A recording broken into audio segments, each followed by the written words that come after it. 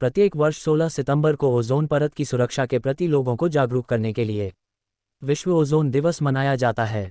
19 दिसंबर 1994 को संयुक्त राष्ट्र महासभा ने 16 सितंबर को ओजोन परत के संरक्षण के लिए अंतर्राष्ट्रीय दिवस घोषित किया, क्योंकि 16 सितंबर 1987 को मॉन्ट्रियल प्रोटोकॉल पर हस्ताक्षर किए गए थे। ओजोन गैस समतापमंडल में एक पतली परत के रूप में पाई जाती है। इसकी सांद्रता 25 से 35 की.मी. के बीच अधिक होती है। पृथ्वी पर जीवन एवं प्राकृतिक संतुलन के लिए ओजोन परत का होना बहुत आवश्यक है। ओजोन का निर्माण सूर्य के प्रकाश की उपस्थिति में ऑक्सीजन के 3 परमाणुओं के आपस में मिलने से होता है। ओजोन की उपयोगिता। ओजोन परत सूर्य से आने वाली हानिकारक पराबैंगनी किरणों को पृथ्वी पर आने से रोकती हैं। पराबैंगनी किरणों के पृथ्वी के वायुमंडल में प्रवेश कर जाने के कारण त्वचा कैंसर, श्वास रोग, अल्सर, मोतियाबिंद जैसी बीमारियां हो सकती हैं। ये किरण मानव शरीर की प्रतिरोधक क्षमता को प्रभावित करती हैं।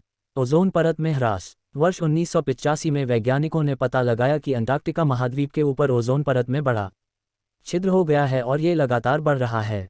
अंटार्कटिका के अलावा ऑस्ट्रेलिया, न्यूजीलैंड आदि देशों के ऊपर भी ओजोन परत में छिद्र देखे गए हैं। जॉनथन शेंकलिन ने अंटार्कटिका महाद्वीप के ऊपर ओजोन परत में छिद्र की खोज की थी।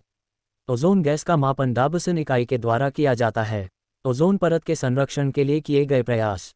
ओजोन परत के संरक्षण के लिए मार्च 1985 में ऑस्ट्रिया की राजधानी वियना में एक सम्मेलन हुआ, जिसे वियना सम्मेलन कहा जाता है।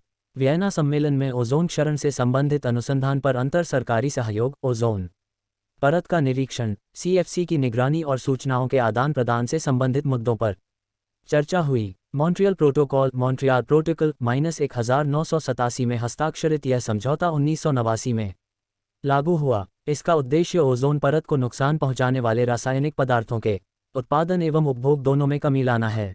किगाली समझौते 2016 के